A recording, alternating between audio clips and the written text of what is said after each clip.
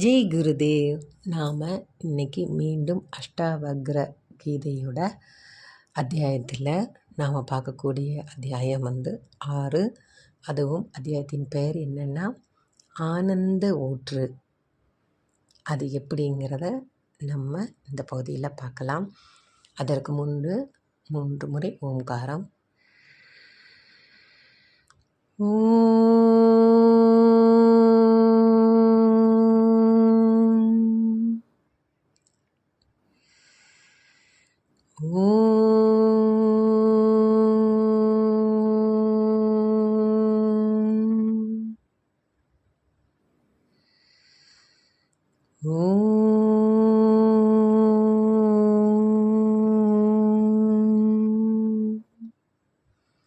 ஜெய் குருதேவ்.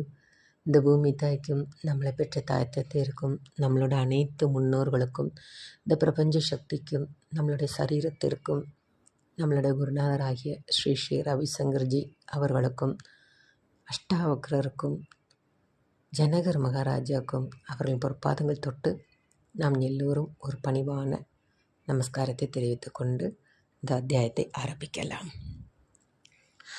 ஆனந்த ஊற்று. ஓகே, இந்த பிரபஞ்சம் எப்போவுமே ஒரு உயிர் துடிப்போடு இயங்கிய வண்ணம் இருக்குமா. நீங்கள் கவனித்து பார்த்தீங்கன்னா இந்த பிரபஞ்ச சக்தி யாருக்காவது அதோட சக்தியை நிப்பாட்டி வச்சுருக்கா? இவன் நல்லவன், இவன் கெட்டவன், இவன் நல்லதே பண்ண மாட்டான் அப்படின்னு ஏதாவது காரணத்துக்காக அது ஸ்டாப் பண்ணியிருக்கா? கிடையாது. அது பாட்டுக்கு எந்தவித தங்குத்தடையும் இல்லாமல் தன்னோட இயல்பான அருளை கொடுத்து கொண்டே இருக்கிறது. இது நிதர்சனமான உண்மை, நாம் கண்ணார காணக்கூடிய உண்மை வடிவம். ஆனால் இது எல்லாம் ஒரு மாய தோற்றம். ஏன்னா உலகம் அதன் செயல்களை நன்றாக இயங்கிய வண்ணம் நகர்த்து கொண்டே இருக்கிறது. ஆனால் நாம் மாய தோற்றத்தை தான் நிஜம் என்று சொல்லுகிறோம். நம்மளை ஒருத்தங்க பார்க்குறாங்கன்னு வச்சுக்கோங்க. திடீர்னு நீங்கள் ஒரு வழியாக நடந்து போகிறீங்க, இல்லைன்னா ஒரு ஃபங்க்ஷனில் மீட் பண்ணுறீங்கன்னு வச்சுக்கோங்க. அவங்க பார்த்த உடனே என்ன சொல்லுவாங்க? என்னப்பா இழைச்சி போயிட்ட, என்னம்மா நீ ரொம்ப முகமெல்லாம் வாடி இருக்குது அப்படின்னு நம்மளை யாராவது கேட்டிருப்பாங்க, பார்த்துருக்கீங்களா? இல்லைன்னா முன்னை விட அழகாக இருக்க, ஏதாவது ஒன்று சொல்லுவாங்க. சரியா? அது எப்படி கண்டுபிடிக்கிறாங்க? இதற்கு காரணம் என்ன? நம் உடல் மாற்றம் அடைந்ததாக தெரிகிறது. எல்லாமே மாறுகிறது, அதை நம்மளால் உணர முடிகிறது. ஆனால் மாற்றத்தை எவ்வாறு காண இயலும்? இது உங்களுக்கு புரிகிறதா? நம்ம கிட்ட மாறாத ஒன்று அப்படின்னு ஒன்று இருக்குதுன்னு சொல்கிறார். என்ன அது? அதையும் நம்மளால் காண முடியாது, ஆனால் கண்டிப்பாக உணர முடியும் அப்படின்னு சொல்கிறார். இதற்கு நீங்கள் நிசங்காவாக ஆகிடுவீர்கள். நிசங்காவாக. இது நம்முள் முன்னே இருக்கிறதாம். எப்படி இருக்குது? நம்ம கூடயே தான் இருக்குது. ஆனால் நாம் எப்போ விழிப்படைந்து பார்க்குறோமோ அப்பந்தான் அது நமக்கு தெரியும். அது என்னது? சாட்சி பாவனையாக நாம் இருப்பது, வேறு எதுவுமே இல்லைங்க. எந்த செயலையும் நாம் செய்கிறது கிடையாது. இதை தான் அஷ்டாவக்ரர் ஜனகர் மகாராஜாவுக்கு சொல்கிறார். எது மாறாதோ அது எங்கும் நிறைந்துள்ளது. இதை நம் உடலிலும் உள்ளத்தின் ஆழத்திலும் அனுபவம் மூலமாக புரிந்து கொள்ளலாம். இதுதான் நான் என்ற அம்சம். அதுதான் நம்மள்கிட்ட மாறாத ஒன்று. எப்படிங்க நான் என்ற அம்சம்? அப்போது நீங்கள் என்ன நினைப்பீங்க?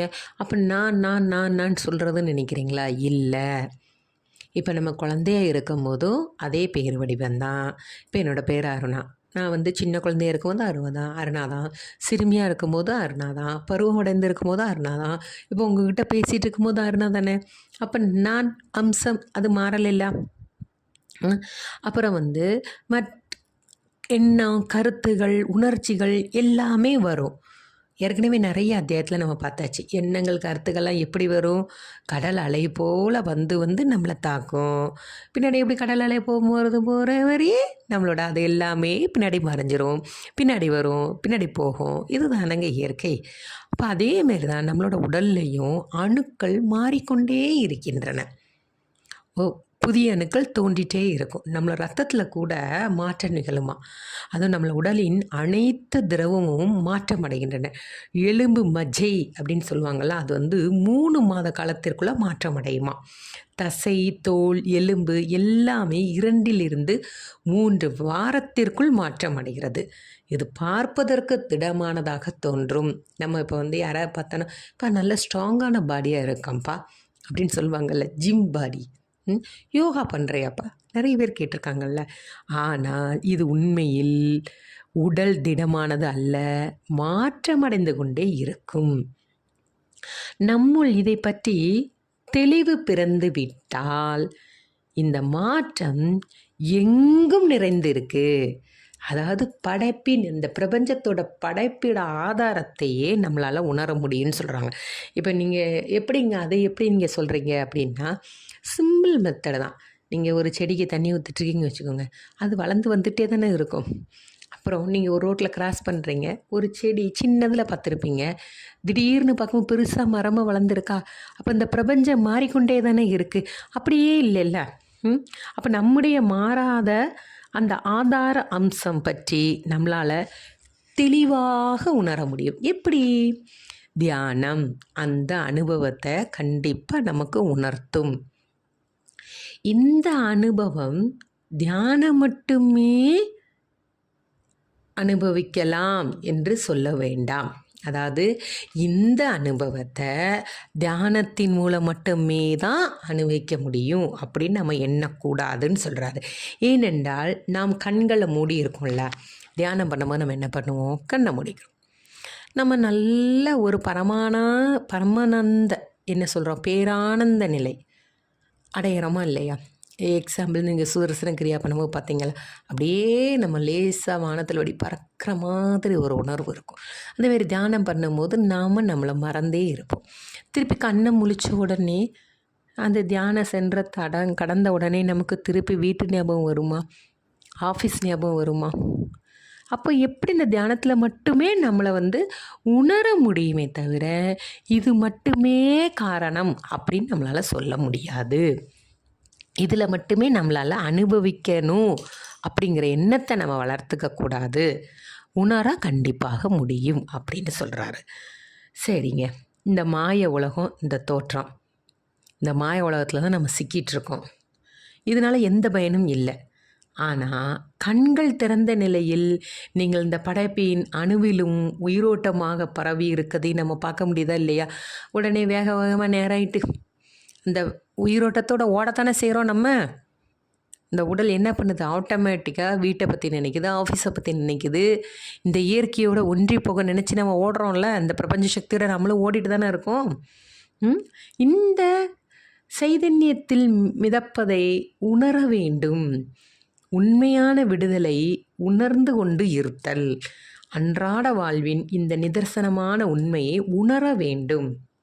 தியானம் மட்டுமே இதற்கு உதவும், இந்த அனுபவத்தை தரும் என்று நினைத்து கொண்டால் மீண்டும் நாம் மாய வலையில் சிக்கிக்கொள்வோம் அப்படின்னு சொல்கிறார். இது புரியும் நினைக்கிறேன். சரி, நம்மளோட மனசு வந்து ரொம்ப சின்ன மனசுங்க. சின்ன சின்ன விஷயத்தில் தான் சிக்கிக்கொள்ளும். பெரிய விஷயத்தை நினச்சலாம் நம்ம கவலைப்படவே மாட்டோம். நல்லா திங்க் பண்ணி பாருங்கள். ஏதாவது ஒரு சின்ன விஷயத்தில் தான் நம்ம மனசு கடந்த அலபாயும். எக்ஸாம்பிள் என்னன்னா, மனசு அலபாயிற இடத்த தான் சொல்கிறாரு. நிகழ்வுகள், பழி சொல், சில பொருட்கள் வாங்கிறது, பாராட்டு கிடைக்காம இருக்கிறது. ஒரு கல்யாண வீட்டில் போனோன்னா அவன் என்ன கண்டுக்கவே இல்லை, ஒரு சத்சங்கத்தில் போனால் நான் பாடவே இல்லை, என்னை பாராட்டவே இல்லை. எக்ஸாம்பிள் நிறைய சொல்லலாங்க. இதில் மனசானது என்னென்னு இந்த அற்ப விஷயத்துக்கு மாட்டிக்கொண்டு ஒரு சூயங்கம் சாப்பிடட்டா எப்படி இருக்கும், நம்ம அந்த சூயங்கத்தினால நமக்கு ஏதாவது பலன் உண்டா? உடலில் வந்து ஆரோக்கியம் ஏற்படுதா? எதுவுமே கிடையாது. அதே போல் நம்ம மனசும் இப்படிப்பட்ட நிகழ்வுகளை மாட்டிக்கொண்டு கெட்டு போகிறது. இன்னொரு எக்ஸாம்பிள் அழகாக சொல்கிறாரு. ஒரு மரத்தில் தண்டு பகுதி இருக்குல்ல, அந்த தண்டு பகுதி வந்து ஒரு தோட்டக்காரர் என்ன பண்ணுவார்னா, ஒரு காய்ந்த குச்சியை வந்து சுரண்டி பார்ப்பாராம். இதில் வந்து சிறிதளவாக ஒரு பசுமை இருக்கிறதா என்று சோதித்து பார்ப்பாராம். பசுமை தென்பட்டால் உடனே அதை வந்து வளர்க்க ஆரம்பிப்பாராம். ஏன்னா அவருக்கு தெரியும், இந்த செடி வளரும், பூ பூக்கும், துளிர் விடும் அப்படின்னு அவர் தெரியும். அதுக்காக உறுதியாக அவர் காத்திருப்பார். இதே போலவே நமது விளக்கங்களும் வார்த்தைகளும் சிறு சிறு கீறல்களை ஏற்படுத்தி உள்ளே புதைந்து இருக்கும் ஜீவனை அடையாளம் காட்டும். நம்ம ஒவ்வொன்றத்துலேயும் சிக்கி வந்து சின்ன பின்னமாக ஆகி மனசு சங்கடப்படும் போது நம்ம ஆன்மீக பயணம் மேற்கொள்வோம். இப்போ நம்ம அஷ்டாவக்ர கீதை கேட்குறோம். அப்போ இந்த கீறல்கள்லாம் என்ன பண்ணும், உள்ள புதைந்து இருக்கும் ஜீவனை நமக்கு அடையாளம் காட்டுகிறது. இப்போ நமக்கு புரியுதா? எத்தனை அத்தியாயத்தை நம்ம கடந்து வந்திருக்கோம். இதில் எல்லாம் நமக்கு சொல்ல போகிறது என்னென்னா, நம்ம ஜீவன் யார், நாம் எதுக்கு பிறந்திருக்கோம், நாம் எதுக்கு ஆளாரோம், எதுக்கு சிரிக்கிறோம் அப்படி நம்மளுக்கு தட்டி எழுப்புறாங்களா இல்லை, இதைத்தான் நமக்கு சொல்ல வராரு. இதற்கு மேலே ஒரு சக்தி இருக்குது என உணர வைக்கும். இந்த வாழ்க்கை வீணானது அல்ல.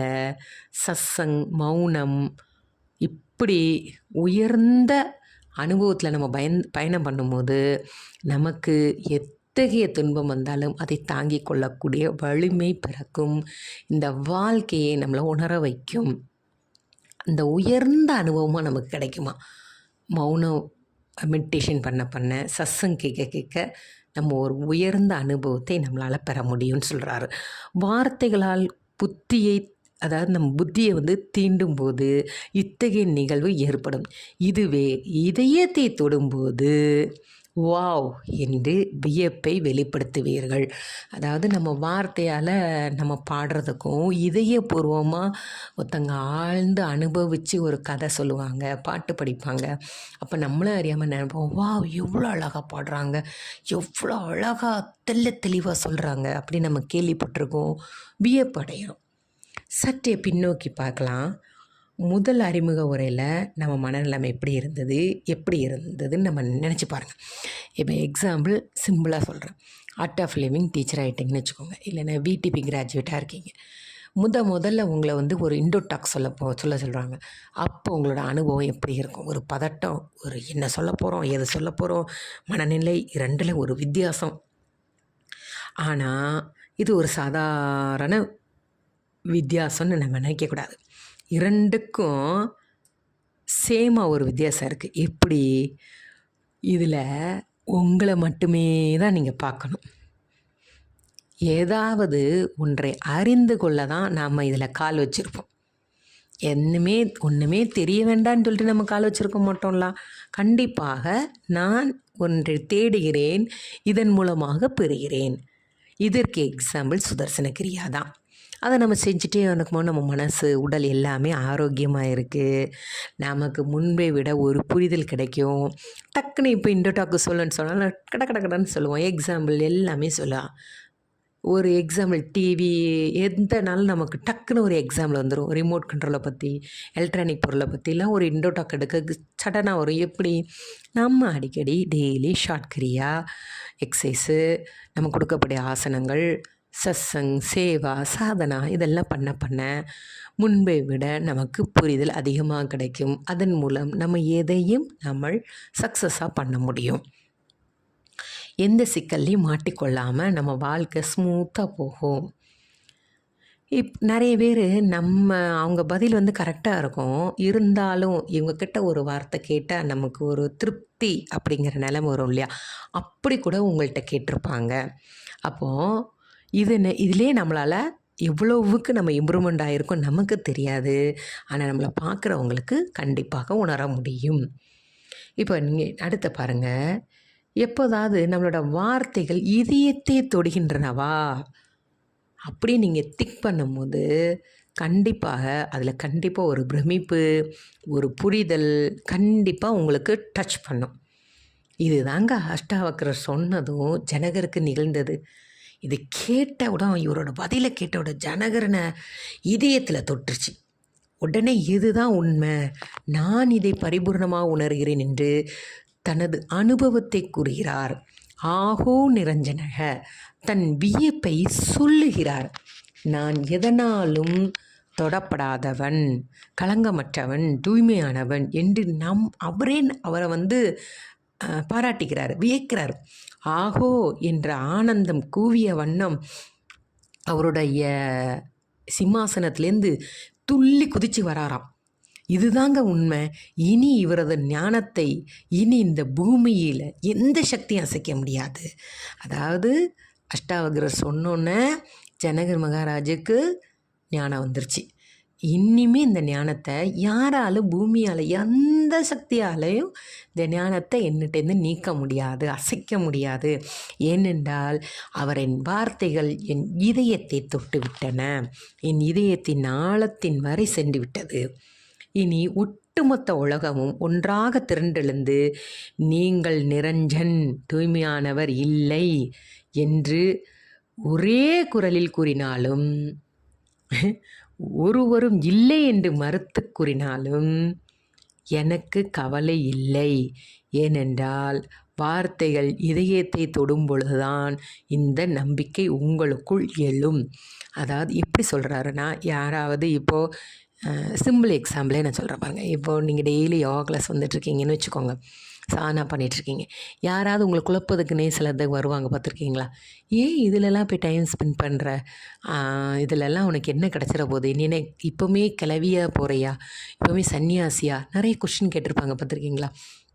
ஆனால் அவங்களுக்கு தெரியாது, நம்மளோட குருஜியோட வார்த்தைகள் நம்மளோட இதயத்தின் ஆழத்தை தொடுகின்றன என்று அவங்களுக்கு தெரியாது.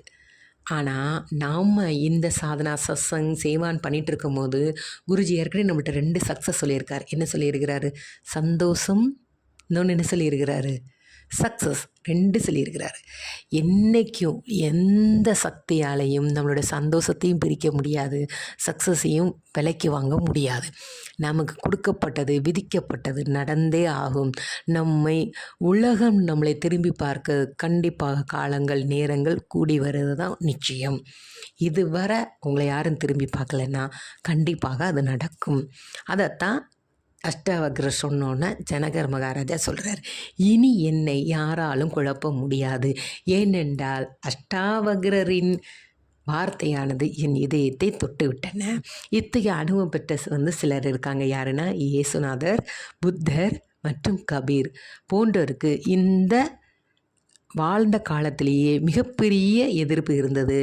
ஆனாலும் அவர்களுடைய எத்தனை எதிர்ப்பு இருந்தாலும் அவர்கள் இந்த ஞானத்தை பெற்று அவர்களுடைய வழியில் நல்ல சந்தோஷமாக பயணம் பண்ணாங்க. அவங்கள பின்பற்றியவர்களும் ரொம்ப சந்தோஷமாக இருந்தாங்க. சிலவங்க எதிர்த்தாங்க, சிலவங்க அவங்களோட மகிமையை உணர்ந்தார்கள். ஏனெனில் மகான்களின் உபதேசத்தை உள்வாங்கி கொண்டு அவர்கள் இதயம் நிறைந்து இருந்தது. மனிதர்கள் அனைவரும் கடந்த கால நினைவுகளில் அசை போட்டு எதிர்காலத்தில் என்ன நடக்கும் அப்படின்னு கனவு கோட்டையில் வாழ்ந்து கொண்டே இருக்கும் இந்த வேளையில் எதிர்காலத்தில் தேவதூதன் மீண்டும் வருவான், புத்தர் வருவாங்க, கிருஷ்ணர் பிறப்பார் அப்படின்னு சிலவங்க காத்துட்ருக்காங்க. சிலவங்க என்ன பண்ணுவாங்கன்னா, மகான்களெல்லாம் கடந்த காலத்தில் தான் இருக்காங்க, எதிர்காலத்துலலாம் வரமாட்டாங்க அப்படின்னு மக்கள் இருக்காங்க. இறைவன் எப்போதும் நிகழ்காலத்தில் இருப்பதை கண்டு நாம் உணரணும். இனி மகான்கள் வராங்களா, எதிர்காலம் கடந்த காலத்தை பற்றி நினைக்காம இப்போ இருக்கிற இந்த க்ஷண நேரத்தில் இறைவன் நம்மோடு பயணம் கொண்டு இருக்கிறார் என்று நாம் உணரணும். தெய்வீகள் உங்கள் கண் முன்னே தான் இருக்குது, இங்கே இப்போதே உயிர் துடிப்புடன் இருக்குது அப்படின்னு நாம் உணரணும். உங்களின் முன்பின் பக்கவாட்டில் மேலே கீழே மற்றும் உங்களுக்குள் நீங்களாகவே இருக்கும் அந்த கடவுளை பாருங்கள். அதாவது உங்களுக்கு பக்கத்தில் இருக்கிறவங்களும் கடவுள் தான், பின்னாடி இருக்கிறவங்களும் கடவுள் தான், உள்ளே இருப்பவங்களும் கடவுள் தான், எல்லாத்துலேயும் கடவுள் தான் இருக்காங்க. இதை கேட்ட ஜனகர் பிரமித்து போனார். இது நாள் வரை கடந்த கால பெருமையும் எதிர்கால அவதாரங்கள் பற்றியுமே கேட்டு வந்து கொண்டிருந்த ஜனகர் மகாராஜாவுக்கு இப்போ அஷ்டாவக்ரர் வருகிறார், அமர்கிறார், பின் ஆஹோ நிரஞ்சனக என்கிறார். அதாவது நீ களங்கமற்றவன், நீ தூய்மையானவன் என்று அவரை தெளிவுபடுத்துகிறார். எந்தவித உரையாடல்களுக்கோ முரண்பாடு மற்றும் கருத்துகளுக்கோ இடம் கொடுக்காமல் இருக்கும் உன்னத சிக்ஷனை பக்தனை காண்பது ரொம்ப அரிது. அதாவது ஒரு சிக்ஷனாக இருக்கிறவனா இருந்தாலும் சரி, பக்தனாக இருக்கிறவனும் என்ன பண்ணுவான்னா, அவன் எதுக்குமே தடை சொல்ல மாட்டான். அப்படிப்பட்ட பக்தனையும் சிஷ்ய பெருமக்களையும் பெறுவது ரொம்ப அரிது. ஆனால் ஜனகர் மகாராஜா ரொம்ப லக்கி. இதுக்கு அற்புதமான விளக்கம் என்னென்னா, ஸ்ரீ கிருஷ்ணரும் அர்ஜுனனுக்கும் உள்ள கதை தான் இது. இது என்னென்னா, ஸ்ரீ கிருஷ்ணர் யார்? அர்ஜுனனோட நண்பன். எப்படி ஒரு அற்புதமான இந்த ஒரு நிலை அவருக்கு கிடச்சிருக்கு. ஏன்னா அர்ஜுனன் எந்த வித முரண்பாடும் பண்ண மாட்டான். கிருஷ்ணர் என்ன சொல்லுவாங்களோ அதே தான் கேட்பான். அப்போ அவன் தூய்மையான பக்தன், தூய்மையான சிஷ்யன், இப்படியெல்லாம் நம்ம பார்க்குறது அரிது. அப்படி அர்ஜுனன் என்ன பண்ணான்னா, கிருஷ்ணர்கிட்ட ஒரு சின்ன வாக்குவாதம். எப்படின்னா, தொடர்ந்து கேள்வி கேட்டுகிட்டே இருந்தான். எப்படின்னா, நம்ம போர்க்குளம் இருக்கு இல்லையா, நம்ம அந்த போர்க்குளத்தில் நான் எப்படி இவங்களை கொல்லுவேன், எங்கள் தாத்தா, எங்கள் மாமா, இவங்களெல்லாம் எனக்கு கொல்ல மனசு வரல அப்படின்னு சொல்லிட்டு திருப்பி திருப்பி சொன்னதையே தான் சொல்லிகிட்டே இருந்தார் அர்ஜுனன். ஆனால் கிருஷ்ணர் மிக தெளிவாக சொல்லினுக்கிறார். அவன் என்ன செய்ய விரும்புகிறானோ அதை செய்யுமாறு சொல்லிட்டாரான். ஏன்னா ஒரு நேரத்தில் விட்டுட்டார், கொஞ்ச நேரம் அவனோட போக்கில் விடுவோம் அப்படின்னு சொல்லி. ஆனால் அவர் சொல்கிற வேண்டியதை அனைத்தையும் சொல்லிட்டாரு. ஆனால் அர்ஜுனன் எதையுமே ஏற்க முடியல. மிகப்பெரிய ஞான பொக்கிஷம் கீதையாக அர்ஜுனனுக்கு சொல்லப்பட்டது. அதுவும் நண்பன் என்ற முறையில் வழங்கப்பட்டதால் அங்கு அன்பும் மதிப்பும் இருந்தது. மரியாதை இல்லாது வெறும் அன்புக்கு மட்டுமே இருக்கும் நிலையில் சொல்லப்படும் விஷயம் தீவிர கவனம் தரப்படுவது இல்லை. இப்போ புரியுதா உங்களுக்கு? மரியாதை இல்லாமல் அன்புக்கு மட்டுமே கிருஷ்ணர் இடம் கொடுத்தாரு. அதில் என்னது தீவிர கவனம் கூட, அவர் மரியாதை கிடைக்கலன்னா அந்த கவனத்தையே அவர் செலுத்தலையாம். அதே போலவே அன்பு இல்லாமல் வெறும் மரியாதை மட்டும் இருக்கும் என்றால் அங்கும் நெருக்கம் இருக்காது. 2 வித்தியாசம் அவர் சொல்கிறாரு. எங்கு அன்பும் மதிப்பும் இருக்கோ, அதாவது அன்பு இல்லாமல் வெறும் மரியாதை மட்டும் இருக்கும் என்றால் அங்கு நெருக்கம் இருக்காது. புரியுதா? நண்பன் என்ற முறையில் கிருஷ்ணர் அர்ஜுனனுக்கு சொன்னார். அங்கே என்ன இருந்தது? மரியாதை கிடையாது, அன்பும் மதிப்பும் மட்டும்தான். அங்கே மரியாதை இல்லை. அதே போலவே அன்பு இல்லாமல் நீங்கள் வெறும் மரியாதையை மட்டும் செலுத்தினாலும் அங்கேயும் நெருக்கம் இருக்காது. யாருக்கிட்டையாவது நீங்கள் அன்பாக பேசாமல் சும்மா ஏனோ தானே மரியாதை கொடுத்தீங்கன்னா அவங்கக்கிட்ட உங்களால் ஃப்ரெண்ட்ஷிப்பாக கூட ஏற்க முடியாதுன்னு சொல்கிறாரு. ஓகேவா? ஆனால் ஒரு பக்தரோ சிஷ்யரோ மரியாதை மற்றும் அன்பு இவற்றின் கலவையாக இருப்பாங்களாம். 2 சேர்ந்த கலவையாக இருப்பாங்களாம். இது தெய்வீக அன்பு. இதையெல்லாம் பல முறை ஸ்ரீ கிருஷ்ணர் சொன்னாலும், அர்ஜுனா உன் விருப்பம் போல் செயலாற்று என்று சொல்லிட்டாரு. என்னால் என்ன நன்மை என்று சொல்லிவிட்டேன், இதனால் என்ன தீமை என்று சொல்லிவிட்டேன், பின்பு உன் விருப்பம். அதன் பின்னரே அர்ஜுனன் முழுமையாக ஸ்ரீ கிருஷ்ணரை நம்பினான். அவர்கள் இருவரில் யாருமே வேறு இல்லை, அவர் ஒருவரே என்று உணர்ந்து கொள்கிறான். ஸ்ரீ கிருஷ்ணரின் வார்த்தை தன்னை தெளிவடைய வைத்திருக்கிறது என்று உணர்ந்து கொள்கிறான். ஆனால் ஜனகர் பொறுத்தவரை எந்தவித தாமதமும் இல்லை. அர்ஜுனன் எவ்வளவு சொல்லியும் கேட்காம அப்புறம் லாஸ்ட்டில் கேட்டான். அவனுக்கு கொஞ்சம் கேப் தேவைப்பட்டது. ஆனால் அந்த கேப்பு கூட ஜனகர் மகாராஜா வைக்கலை. சடனாக அந்த நிமிஷமே அஷ்டாவக்ரர் சொன்ன வார்த்தையை அவர் நம்பி விட்டார். நான் ஒரு பாவியும் அல்ல, நான் ஒரு பயனற்ற புழுவும் அல்ல என்று உணர்கிறார். ஜனகர் தன்னை வியந்து கொள்கிறார். சில நேரம் சிரிக்கிறாராம். ஏன்னா நம்மளுடைய மூவகை குணங்கள் இருக்குல்ல, தமோ குணம், ரஜகுணம், சத்துவ குணம் அப்படின்னு இருக்கு இல்லையா, அந்த 3 குணங்களால் நம்மளோட மனநிலை எவ்வளோலாம் மாறிட்டே வந்திருக்கு. அமைதியாற்ற மனநிலைமையில் இருக்கும்போது ரஜகுணம் இருக்குது, மந்த நிலையில் இருக்கும்போது தமோ குணம் இருக்குது, அன்பாக பாசமாக இருக்கும்போது சத்துவ குணம் இருக்குது. அப்போது தெளிவு ஆனந்தம் எங்கேருந்து வருது? சத்துவ குணத்தில். அமைதி எங்கேருந்து வருது? சத்துவ குணத்தில். அப்போது எந்தெந்த குணங்கள் எந்தெந்த நேரத்தில் நம்மளை ஆதிக்கம் செலுத்துறது. ஆனால் இது எல்லுமே நிரந்தரம் கிடையாது. எதுவுமே நம்மளோட உடலில் தங்கி இருப்பது இல்லை. இவை அனைத்தும் அவ்வப்போது வரும், அவ்வப்போது மறையும். சிம்பிள் எக்ஸாம்பிள், நம்ம காலம்புற சத்துவ குணத்தில் நிறைஞ்சு சுவாமி அனுஷ்டானங்கள் எல்லாம் பண்ணுவோம், அன்பாக எல்லாருக்கும் செய்வோம். மத்தியானம் என்ன பண்ணுவோம்? ரஜகுணத்தில் இருப்போம். நைட்டு என்ன பண்ணுவோம்? தமோ குணத்தில் இருப்போம். யாராவது திட்டும்போது நம்ம என்ன சாத்விக குணத்திலே இருப்போம்? நம்மளும் ரஜகுணத்தில் மாறதானே செய்வோம். அப்போ நம்மள்ட்டையும் டெய்லி முக்குணங்களும் மாறி மாறி வருகின்றன. ஆனால் எல்லாமே ஒவ்வொரு குணங்களும் ஒரு குறிப்பிட்ட வினாடிகள் தவிர தொடர்ந்து தங்கி இருப்பது கிடையாது, மாறிக்கொண்டே வரும். அப்போது நமக்கு அதோட எந்த தொடர்பும் கிடையாது. நான் தீண்டப்படாதவன் என்று ஜனகர் மகாராஜா அழகாக உணர்ந்து கொள்கிறார். நிரஞ்சனக ஆகோ, அவர் காலத்தினால் பிணைக்கப்பட்டு இருந்தவர், ஆழ்மனதில் அமைதியாக இருந்தவர் தான். ஆனாலும் அவருடைய இயல்பே அமைதி தான். இந்த அமைதியை தேடி அங்கும் இங்கும் அலைந்து கொண்டு இதையும் அதையும் செய்த வண்ணம் இருந்தார். தியானம் பண்ணும்போது மட்டும்தான் அமைதி என்ற இயல்பை அவரால் கண்டுகொள்ள முடிந்தது. உங்களை குற்றம் சாத்தி கொள்ளாமல், உங்களை தாழ்த்தி கொள்ளாமல் உங்களது முட்டாள்தனத்துடன் வாழ பழகுங்கள். நீங்கள் உங்களை ஒரு முட்டாள் என நினைத்தால் இது பிரகிருதி. அதாவது நம்மளோட முட்டாள்தனம் என்ன அப்படிங்கிறது தெளிவாக சொல்கிறாரு. பிரகிருதி அதாவது குணம் மற்றும் இயற்கையின் நியதி என்பதை புரிந்து கொள்ள வேண்டும். நான் ஒரு முட்டாள் நினச்சிட்டிங்கன்னா இப்படியே இருங்க. பயிற்சிகள், உணவு வகைகள் எப்படிப்பட்ட குணத்தை மாற்ற வல்லவை. இவைகளை கவனித்து அதை சரி செய்து பின் மறந்து ஆசுவாசமாக சாந்தமாக இருக்க வேண்டும். ஆகோ நிரஞ்சனங்க சாந்தோ, நானே அமைதி என்பதை பொருள்.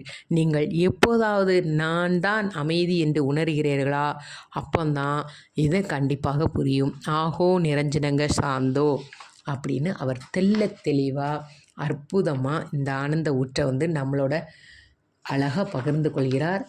இந்த ஆனந்த ஊற்று உங்களுக்குள்ளும் இருக்கிறது. எப்பொழுது நம்மளோட வார்த்தைகள் இதயத்தை தொடுகின்றவோ அதுவே நம்மளோட வாழ்க்கையின் ஆதாரம், பிடிமானம். எல்லோரும் இந்த ஆனந்த ஊற்றில் பயணம் பண்ணதற்கு மிக்க மிக்க நன்றி. லோகா சமஸ்தா சுகினோ பவந்து, லோகா சமஸ்தா சுகினோ பவந்து, லோகா சமஸ்தா சுகினோ பவந்து. ஓம் சாந்தி சாந்தி சாந்தி. மீண்டும் அடுத்த பகுதியில் சந்திப்போம். ஆனந்த ஊற்று இன்றோடு எல்லோருடைய இதயத்திலும் வெற்றி பிரவாகமாக அந்த கங்கை போல் பரவட்டும் என்று நன்றி கூறி உங்களோட எல்லாரிடம் ஆசி பெற்று ஜெய் குருதேவ்.